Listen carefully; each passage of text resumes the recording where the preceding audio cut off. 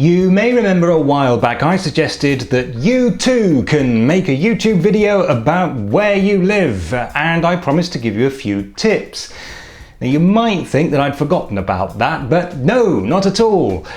I just haven't got round to it. So for this video I'm going to pass on a few things that I learned myself, and I learned the hard way by doing it wrong. So pay attention and you can avoid some of my mistakes. First, know what you're filming. Read up a bit on the subject, even if you're not making a 20-minute documentary with a voiceover commentary. Know in advance what to look out for when you start filming. What are the important sites? How are you going to get to them? What interesting features do they have? Second, film loads. Film more than you're going to need for the video, because after all, you can always leave stuff out. You can't put stuff in if you haven't filmed it, which is common sense, really.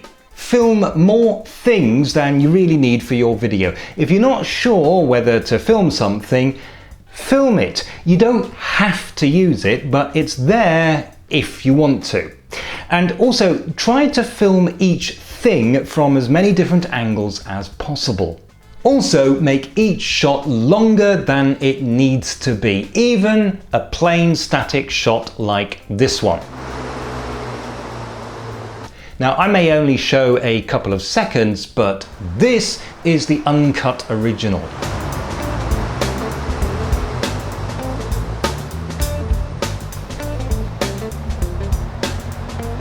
Yeah, I usually hold on to a shot like that for about 10 seconds, but from those 10 seconds I can choose the best couple of seconds. Try to get many different types of shot. For example, if you're filming a castle, you'll want a few general shots of the entire building, but you should also try to get in some small details, anything that catches your eye. Try to look past the cliches. If you're filming a famous landmark, don't be satisfied with a couple of shots that we've all seen before.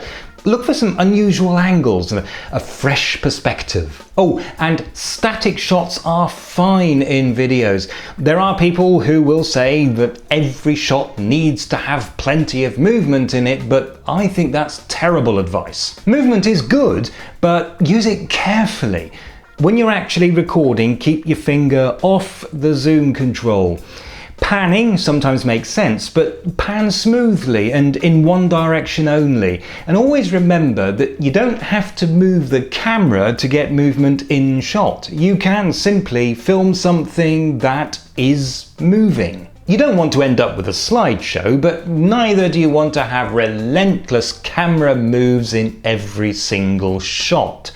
Also, unless you have a Steadicam or a gimbal, avoid walking while filming. That just gives you super shaky footage that can sometimes be completely unwatchable. If you are serious about making videos, take some time to familiarize yourself with manual settings.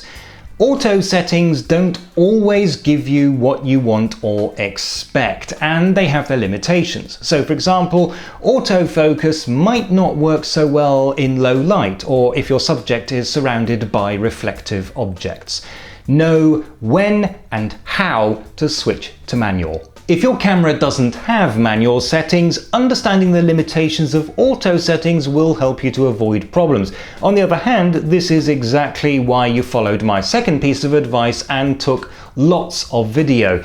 If a shot didn't work out, just ditch it and use a different shot that did work. So these are just a few of my own tips, and they are tips, not necessarily rules. I just happen to think personally that they will help you make good videos, but this is after all an art form and not everybody is bound to agree. Also, if what you really want to do is to enjoy a nice day out and you thought it would make a good YouTube video, then your #1 priority is to enjoy a nice day out. In that case, you should probably spend less time filming and more time enjoying yourself. If at the end of it you have enough footage to make a decent YouTube video, then make a decent YouTube video.